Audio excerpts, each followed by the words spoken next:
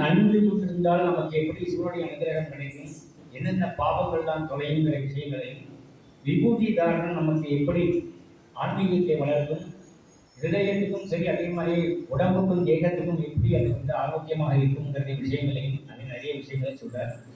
சுவானுபூதி ரசாயனத்திலையும் அதே நிதானந்த விலாசத்திலையும் சுவாமிகள் இதை பற்றி பேசியிருக்கார். இதில் உள்ள கருத்துக்கள் சிலதை எடுத்து தான் அவர் பேசியிருக்கார்.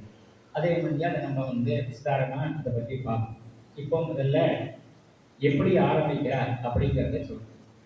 சூரிய சமயரை பரமேஸ்வரனை பற்றி மகிமையை பற்றி சொல்றது. பரமேஸ்வரனுக்கு 2 ரூபம், ஒன்றும் 3 சொல்லுவாங்க, ஆனால் அது மெயினாக 2 பேசப்படுகிறது. ஒன்று நிஷ்கலம், இன்னொன்று சகலம். பரமேஸ்வரனை தியானம் பண்ணுறது நிஷ்கலம் ரூபமாக தியானம் பண்ணலாம், இன்னொன்று சகல ரூபமாகவும் தியானம் பண்ணலாம். நிஷ்கலம் என்றால் உருவமே இல்லாத, நிஷ்கலம் பரமேஸ்வர தியானம் உருவமே இல்லாத பிரயோகம்.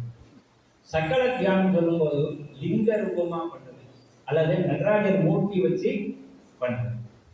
இந்த நிஷ்கல ரூப தியானம் இருக்க, நிஷ்கல ரூப தியானம் சிவஞானத்தை கொடுக்கும்.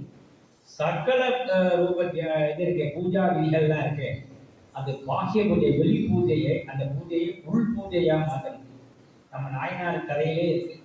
நீங்க பாத்தீங்கன்னா உள்ள பூஜை பூசலார் நாயனார் கும்பாபிஷேகம் எப்படி பண்ணார்? சோழன் சோழ ராஜா அவர் கும்பாபிஷேகம் பண்ண அதே தேதியில தேடி குடிச்சிருக்கார்.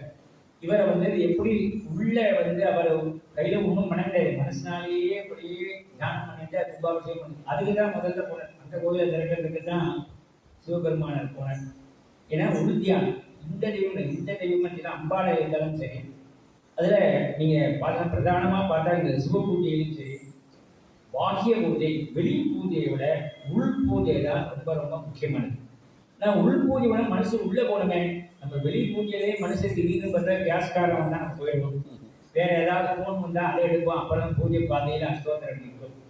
வெளி பூஜை உள் பூஜை இருக்கும்போது வெளி பூஜை அப்படி இருக்க பரவாயில்ல, நீ பூஜை பண்ண ஆரம்பி, தடங்கல்கள் இருந்தாலும் பரவாயில்ல, கொஞ்சம் கொஞ்சமா மனசு அதில் ஈடுபட்ட பரம், நல்லா மனசு அதை தியானம் ஆன பரம், அந்த விக்கிரக ஆராதனை வச்சு உள்ள அப்படியே நம்ம உள்ள நிறுத்தின பரம், கொஞ்சம் கொஞ்சமா வெளி பூஜையிலேருந்து உள் பூஜைக்கு வா.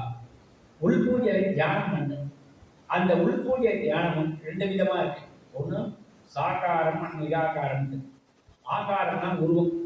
உள்ள நடராஜர் உருவத்தையோ லிங்கத்தையோ அப்படியே தியானம் பண்ணி அவருக்கு உள்ளேயே நம்ம மனசுக்குள்ளேயே பூஜை பண்றது, நம்ம கல்பனை பண்ணிக்கிறது.